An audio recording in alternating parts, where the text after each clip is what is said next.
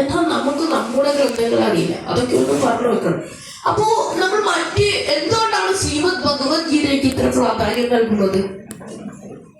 മറ്റൊട്ടനവധി ഗ്രന്ഥങ്ങളുണ്ടല്ലോ. മഹാഭാരതമുണ്ട്, രാമായണമുണ്ട്, ശ്രീകൃഷ്ണന്റെ നമുക്ക് ഗുരുവായൂർ പോയാലും ഭഗവാന്റെ എത്ര ഗ്രന്ഥങ്ങൾ കിട്ടും.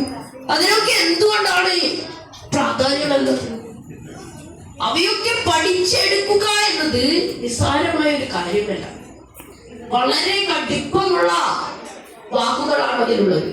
അതുപോലെ തന്നെ എത്രയെത്ര ശ്ലോകങ്ങളാണ്, അതൊക്കെ പഠിച്ചെടുക്കുക എന്നത് നിസ്സാരമായ കാര്യമല്ല. എന്നാൽ ശ്രീമദ് ഭഗവത്ഗീതയിൽ സംസ്കൃതമാണെന്ന് പറഞ്ഞിട്ട് പലരും അത് പഠിക്കാതെ ഇരിക്കും. എന്നാൽ അത് സംസ്കൃതമായാലും നമുക്ക് വായിക്കുവാൻ പറ്റുന്ന രീതിയിൽ മാത്രമുള്ള വാക്കുകളെ അതിനുള്ളൂ. ഞാൻ നേരത്തെ തന്നെ പറഞ്ഞു കഴിഞ്ഞു, ഗീതാമൃതം എന്ന് പറയുന്നത്.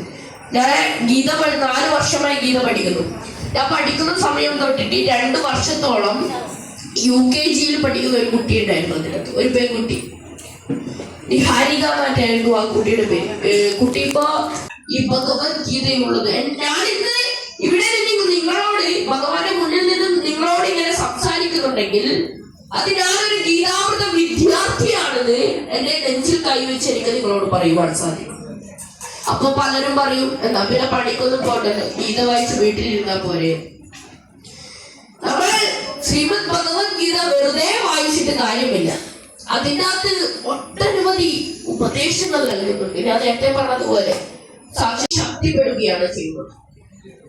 അപ്പൊ അത്തരത്തിൽ എനിക്ക് നിങ്ങളോട് പറയാനുള്ളത് എന്താണെന്ന് വെച്ചാൽ, എല്ലാവരും അമ്പലത്തിൽ പോവേണം എന്നാണ് എനിക്ക് നിങ്ങളോട് പറയാൻ.